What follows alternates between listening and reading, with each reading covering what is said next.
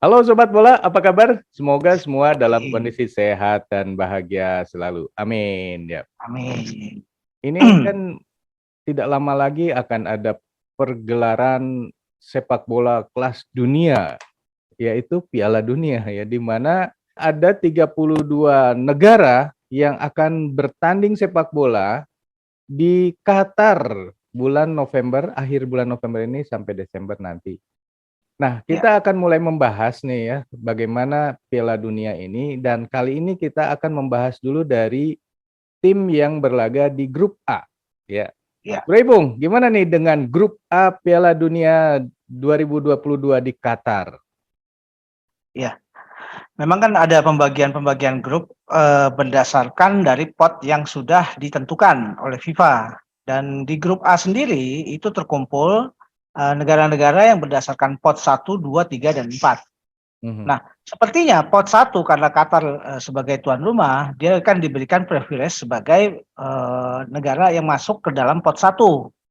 Nah, di bawahnya ada Belanda, ada kemudian Senegal dan Ekuador, gitu loh bro Mhm. pembagiannya. Hmm, Ya, memang dari itu adalah negara-negara di grup A. Nah, kira-kira betul. persaingannya sendiri akan seperti apa? Mungkin kita lihat dulu dari Ya, profilnya dari setiap negara nih, Bro. ya. Kalau kita melihat profilnya, ini kan saya melihat bukan kepada pembagian potnya ya, tapi saya Mhm. melihat pada ranking FIFA yang tertingginya dalam hal Mhm. ini ya. Mhm. Kalau kita melihat pada ranking FIFA tertinggi, walaupun di grup A ini adalah Qatar sebagai tuan rumah dan menempati pot 1, tapi di ranking tertinggi di grup A itu ditempati oleh Belanda. Hmm. Belanda yang kita tahu memang negara kuat di Eropa dan saat ini masuk ke dalam top 10 ya, top Mhm. 10 dalam ranking FIFA. Di situ Belanda saat ini menempati ranking ke-8 dunia. Dan Hmm. kali ini di gelaran Qatar lagi-lagi Louis van Gaal yang dipercaya untuk menjadi head coach dari Belanda. Walaupun kita tahu memang Belanda ini kan ditempati oleh talenta-talenta yang selalu bermunculan tiap kali tiap tahun ya. Karena Belanda sendiri dikenal sebagai negara yang berhasil pembinaan di usia muda. Kita tahu bahwa Barcelona sendiri, La Masia itu adalah produk yang mengadopsi gaya pembinaan usia muda dari Ajax Amsterdam. Hmm. Sampai kemudian Johan Cruyff itu membawa filosofi sepak bola, membawa doktrin sepak bola Ajax untuk pembinaan usia muda ke La Masia, ke Barcelona, yang Hmm. sampai saat ini itu masih dipakai. Nah, Hmm. kalau kita melihat pada punggawa-punggawanya, mungkin kita tidak bisa breakdown semua pemain-pemain, tapi paling tidak ada pemain-pemain kunci ya yang saya lihat memang cukup menonjol di posisinya masing-masing. Mhm. Seperti Virgil van Dijk, dia salah seorang back termahal di dunia yang bermain di Liverpool dan sukses juga di Liverpool. Liverpool jadi juara Liga Premier. Liverpool pernah juga menjadi juara Liga Champion.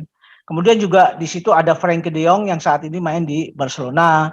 Kemudian yang digembar-gemborkan akan ditarik oleh Manchester United ya, walaupun dengan nilai yang fantastis saya pikir. Kemudian di situ juga ada Memphis Depay ya. Memphis Depay yang saat ini bermain di Barcelona. Walaupun saat ini juga kondisi Memphis Depay dalam fase bersaing ketat dengan Robert Lewandowski. Hmm. Tapi kalau kita melihat pada susunan pemain-pemain yang ada, pemain-pemain kunci, terlihat memang Belanda ini boleh dibilang punya skuad yang sangat bagus. Nah, kalau kita melihat pada ranking berikutnya, itu justru ditempati oleh Senegal. Hmm. Senegal kita tahu dia adalah juara Piala Afrika Hmm. tahun 2022. Mhm. Nah, di ranking FIFA Senegal menempati ranking ke-18 dan untuk gelaran kali ini dia masih membawa pelatih yang membawa Senegal menjadi juara yaitu Aliou Cisse. Hmm. Nah, kalau dari Senegal kita tahu dia punya Kalidou Koulibaly. Itu juga seorang back yang masuk ke dalam kriteria back-back termahal di dunia. Dan sekarang dari Napoli dia ditransfer ke Chelsea dan saat ini dia menjadi penggawanya Chelsea di Liga Inggris. Kemudian kita juga lihat ada pemain Everton yang namanya Idris Gueye. Idris Gueye juga pemain tengah yang sangat kuat ya, sangat mobile, dan dia juga biasa menempati sebagai gelandang bertahan. Dan jangan lupa di sini ada Sadio Mane yang saat ini main di Bayern Munchen. Sadio Mane ini, waduh, boleh dibilang salah satu pemain terbaik di dunia ya, dan pernah juga menjadi nominator untuk penerima Ballon d'Or. Itu pemain yang kriterianya masuk sebagai pemain-pemain terbaik di dunia, gitu loh. Ya. Kemudian di peringkat berikutnya, kalau kita lihat ranking FIFA-nya itu ada justru di Ekuador, gitu loh. Ekuador ini dia dari zona CONCACAF. Zona Amerika Latin, dia menempati posisi 44 dunia, gitu loh, bro. Dan walaupun pemain-pemain Ekuador kita tidak terlalu tidak terlalu terinfo, tapi dengan dia bisa menempati posisi sebagai negara di 44 ranking FIFA, itu menunjukkan bahwa kualitas Ekuador itu bukan kualitas yang kacangan, gitu, bro. Nah, dia memang saat ini dilatih oleh pelatih asal Argentina ya, Gustavo Alfaro, dan dia juga punya salah seorang pemain ya yang saat ini juga bersinar di Fenerbahce di Turki ya. Namanya Ener Valencia. Dan saya pikir Ekuador juga ini punya kekuatan tersembunyi ya, kekuatan yang bisa juga mengejutkan, gitu loh. Nah, yang terakhir justru di grup A itu ada di Qatar yang menempati posisi sebagai 50 ranking FIFA. Walaupun Qatar masuk ke dalam pot 1 karena dia sebagai tuan rumah, tapi dari ranking FIFA dia ada di posisi buncit sebetulnya. Yeah. Nah, hebatnya lagi Qatar ini juga kan dia juga pernah menjadi juara Piala Asia di tahun 2019. Kemudian dia juga ternyata punggawa-punggawa yang bermain di Liga Qatar ini, kemudian itu yang dibawa untuk menjadi punggawa timnas.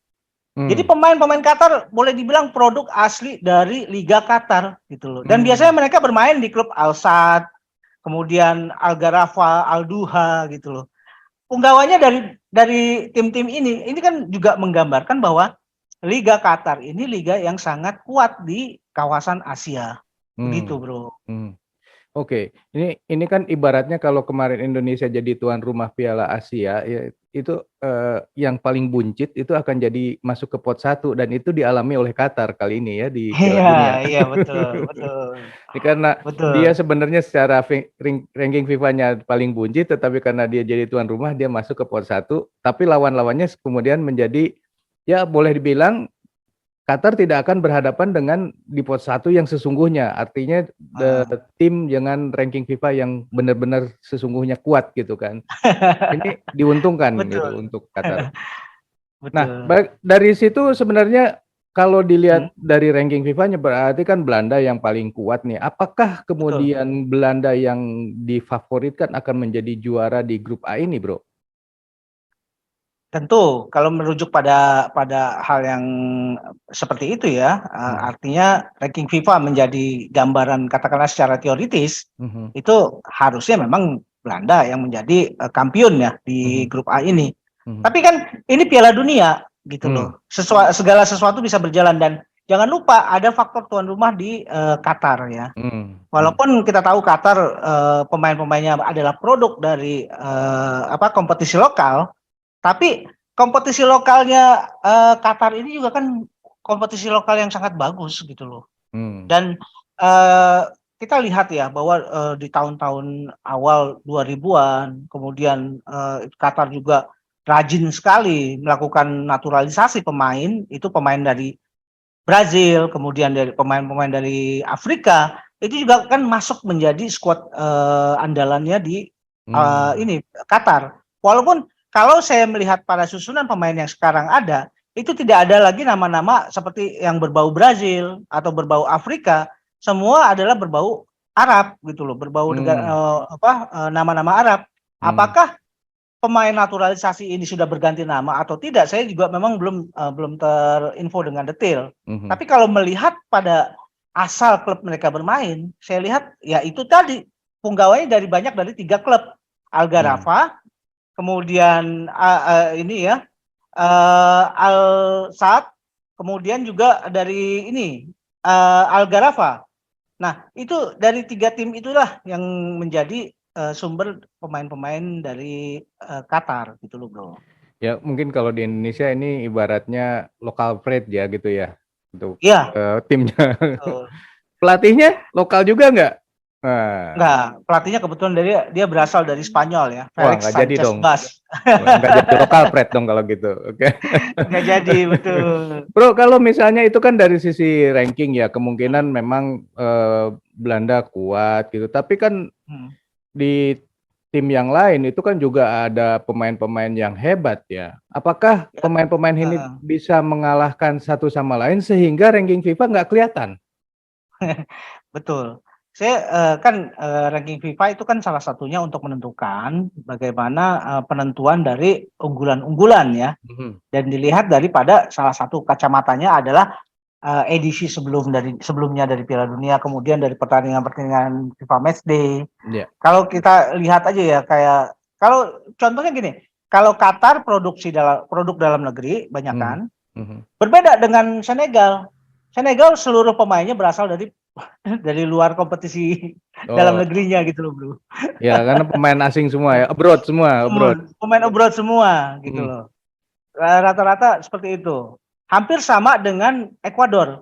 Ekuador juga banyak yang bermain di Liga Meksiko, di Liga Jerman, Liga Argentina, Brazil, Amerika Serikat, di Inggris juga itu, Turki. Jadi banyak gitu loh. Kecuali memang di Qatar. Ya. Ya, maksud saya gini, Bro, kan kalau misalnya kayak Senegal ini kan banyak pemain yang bermain di Eropa, katakanlah ya. Sehingga tahulah keunggulan dan kelemahan pemain-pemain yang dimainkan di tim lawan gitu ya. Apakah faktor itu bisa membuat Senegal tiba-tiba melejit mengalahkan Belanda misalnya? Ya, bisa saja, Bro ya. Karena ya itu tadi, bahwa permainan sepak bola itu adalah permainan kolektif ya. Kita toh tidak bisa merujuk bahwa pengalaman mereka bermain di Liga Eropa yang diambil dari berbagai negara di Eropa dikumpulkan, sebagai contoh Senegal ya. Kemudian mereka bisa punya sinergi yang bagus, itu juga belum tentu. Nah, sebaliknya pemain-pemain lokal kalau mereka juga bisa bersinergi dalam sebuah kesebelasan, kemudian dia juga bisa saling melengkapi, saling menutupi kelebihan dan kelemahan masing-masing, itu kan bisa juga menjadi senjata yang kuat. Itu lagi-lagi karena sepak bola adalah pertandingan atau olahraga kolektif. Dia tidak bisa mengandalkan pada 1-2 pemain. Contoh Ronaldo kan juga tidak mungkin bisa bermain sendirian. Messi juga tidak mungkin bisa bermain sendirian. Dia harus dibantu oleh pemain-pemain lain. Ya. Gitu, Bro. Nah, jadi sementara ini apakah kita bisa menyebutkan grup A ini siapa calon kuat jadi juara dan runner up-nya? Atau kita harus menunggu dulu laga pertama di antara mereka? Kalau ya memang paling objektif atau paling gampang kalau kita melihat dari hasil pertandingan mereka sendiri di awal ya. Itu jadi sudah mulai kelihatan kedepannya akan seperti apa. Tapi kalau melihat pada gambaran susunan tim di grup A ini, rasanya yang akan keluar, saya ya punya analisa, mungkin Belanda dan Senegal. Belanda dan Senegal, berarti sesuai dengan ranking FIFA-nya yang itu keluar ya. Apakah Qatar tidak mampu dengan pemain ke-12-nya untuk merangsek ke salah satunya, apakah jadi runner up gitu? Ya, saya pikir Qatar masih agak berat ya, melihat pada perimbangan kualitas pemain individu ya. Saya hanya merujuk memang pada kualitas individu pemain ya.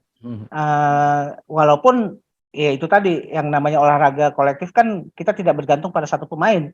Tapi kalau melihat pada tradisi ya, tradisi dan sejarah sepak bola, Belanda kan memang sudah pernah mencapai 3 kali sebagai runner up Piala Dunia. Nah, Senegal baru saja jadi juara Afrika, yang juga kualitas sepak bolanya boleh dibilang hampir setara lah dengan di Eropa gitu loh. Mhm. Dengan Eropa dan Amerika Latin. Dan pemain-pemain dari Afrika ini sangat boleh dibilang saat ini juga menempati posisi-posisi yang sangat kuat di klubnya masing-masing. Mhm. Berbeda, mungkin jadi saya melihat pada faktor pengalaman ya. Mhm. Faktor pengalaman saya lihat ada di Belanda dan Senegal. Sementara kalau di Kuwait, di Qatar itu mereka kan hanya mengandalkan pemain-pemain yang punya pengalaman bermain di liga lokal dan mungkin di Piala Champion Asia, Mhm. gitu bro. Ya, berarti walaupun ada pemain ke-12, Qatar belum bisa masuk ya ke Sepertinya seperti posisi itu. grup atau ke juara grup ataupun runner up. Bro, ada hal-hal yang menarik nggak dari tim-tim yang ada di grup A ini? Ya kalau kita melihat ini ya, ada faktor-faktor yang berhubungan dengan Indonesia dalam tanda kutip. Memang tentu kita melihat pada ada 2 negara sebetulnya, yaitu kita punya ikatan primordial dengan Belanda ya. Karena sejak zaman Hindia Belanda, kita kan pernah juga menjadi salah satu kontestan di Piala Dunia. Walaupun waktu itu masih pakai nama Hindia Belanda ya. Jadi Indonesia di tahun 30-an itu bisa bermain di Piala Dunia atas nama Hindia Belanda. Kemudian itu adalah ikatan yang primordial. Kemudian kita juga ada ikatan, sebetulnya kita punya pemain-pemain nih, pemain-pemain orang Indonesia asli yang justru bersinar nih di Liga Qatar, gitu loh bro. Siapa nih bro? Ada kalau nggak salah saya mencatat ada sekitar 4-5 pemain ya. Di situ ada yang namanya Andri Saputra. Andri Saputra ini pemain kelahiran tahun 99, berasal dari Aceh.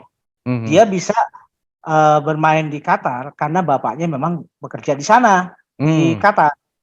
Nah, Andri Saputra ini juga punya talenta yang bagus sehingga dia ditarik oleh klub elitnya di Liga Qatar, yaitu Al Gharafa. Nah, sejak dia bermain di Al Gharafa di tahun 2017 dan dari rentang waktu 2017 sampai 2018, Andri Saputra ini pernah akhirnya memutuskan untuk membela timnas Qatar di level usia. Dia pernah bermain di under 19 5 kali untuk membela Qatar. Bermain di under 20 itu 3 kali. Dan bermain untuk under 23 itu 11 kali. Nah, kenapa kemudian Andri Saputra ini juga memutuskan membela Qatar? Karena sebetulnya Andri Saputra saat itu ya, itu punya keinginan supaya bisa diambil oleh timnas kita untuk Indonesia. waktu itu untuk menghadapi Piala Asia kalau nggak salah ya. Tapi memang akhirnya tidak dipanggil entah kenapa. Akhirnya orang tuanya sempat marah-marah ya. Kenapa kok anak saya nggak dipanggil nih? Padahal dia punya talenta yang bagus. Itu loh. Nah itulah yang memutuskan Andri Saputra akhirnya memilih pindah kewarganegaraan menjadi warga negara Qatar. Gitu loh bro. Oke, itu satu. Ada 4 lagi. Apakah kasus? Kan tadi ada 4 atau 5 ya. Berarti sisanya yang lain juga punya kasus yang sama. Ya, karena mereka rata-rata ya, karena orang tuanya bekerja di Qatar. Gitu. Kita juga ada yang namanya Iwan Abdurrahman. Iwan Abdurrahman ini juga dia bapak ibunya orang Serang ya, bekerja di sana. Dia masuk ke dalam sebuah akademi elit di Qatar karena talentanya, dan dia di level usia under 17 kalau nggak salah ya, pernah menjadi top skor Liga under 17 di Liga Qatar. Itu sampai dia akhirnya dilirik oleh timnas Qatar under 17 gitu loh. Nah itu 2 orang ya, Andri Saputra dan Iwan Abdurrahman. Nah kemudian ada lagi yang namanya Safrijal Agri ya, biasa dipanggil Fahri Agri. Dia pernah bermain di Al Ahly. Tapi tahun 2020 sebetulnya dia sempat pindah ke Indonesia. Pernah membela Persija waktu itu. Nah, cuma karena mungkin masa pandemi waktu itu ya lagi bergulir dan liga juga sempat terhenti, akhirnya dia memutuskan untuk balik lagi ke Qatar. Gitu loh. Kemudian ada yang namanya Ahli Sarian Tampo. Dia juga main di Algarava dan dia sukses membawa Algarava menjadi runner up Liga Qatar U19. Gitu loh. Nah, sebetulnya di tahun 2011 dia sempat nih diincar, denger-denger ya, diincar Indra Safri, tapi ternyata batal juga. Saya nggak tahu masalahnya di mana, gitu. Seperti apa gitu loh. Kemudian yang terakhir ada Huwailid Mustafa. Huwailid Mustafa juga baru pindah ke Qatar pada saat dia usia 5 tahun. Akhirnya dia bermain di Liga Qatar dan saya dengar-dengar karena dia juga punya skill yang bagus, dia sempat loh diincar oleh STY. Untuk Walaupun saya dinaturalisasi nggak tahu, atau untuk balik lagi ya gitu, tapi balik tidak lagi masuk. kayaknya. Saya nggak tahu bagaimana kelanjutannya gitu loh, Bro. Oke. Jadi itulah sebagian dari pemain-pemain Indonesia yang pernah bermain di liga-liga Qatar gitu loh, Bro. Ya, ini informasi yang menurut saya menarik sekali ya. Berarti Qatar ini kan sekarang masuk menjadi salah satu peserta di Piala Dunia ya. Entah itu lewat karena dia jadi tuan rumah ataupun secara kualifikasinya memang masuk. Menurut saya sih memang kualifikasi juga kemarin kan masuk ya. Tapi ternyata ada banyak pemain Indonesia di sana gitu, dan ini menurut saya agak gimana ya, agak sakit-sakit juga sih saya mendengarnya. Iya, sebetulnya kalau memang ada bakat-bakat Indonesia ya, yang asli sebetulnya orang Indonesia, kan kalau misalkan dia kemudian terpantau untuk menjadi menjadi penggawa timnas, toh tidak perlu proses naturalisasi lagi, gitu loh. Betul. Dan tidak perlu repot-repot, tidak perlu seperti sekarang gitu loh. Ya. Tinggal bagaimana talent scouting dari PSSI-nya gitu loh. Ditambah liganya harus kuat. Sekuat seperti di Qatar pasti juga akan berhasil ya, akan bagus gitu. Iya, betul. Oke sobat, itulah obrolan kita mengenai grup A Piala Dunia yang kemudian kita melenceng sedikit dengan profil pemain-pemain Indonesia yang sekarang berlaga di Qatar. Menurut sobat sendiri, kira-kira bagaimana dengan grup A nanti? Siapa yang akan jadi juaranya? Dan siapa dengan jadi runner up-nya, silakan tulis di kolom komentar. Ada komentar juga nggak mengenai pemain-pemain Indonesia yang sekarang berlaga di Qatar? Silakan tulis di kolom komentar. Sekian dulu obrolan kita kali ini, kita lanjut di video yang akan datang. Sampai jumpa. Bye. Thank you, bro.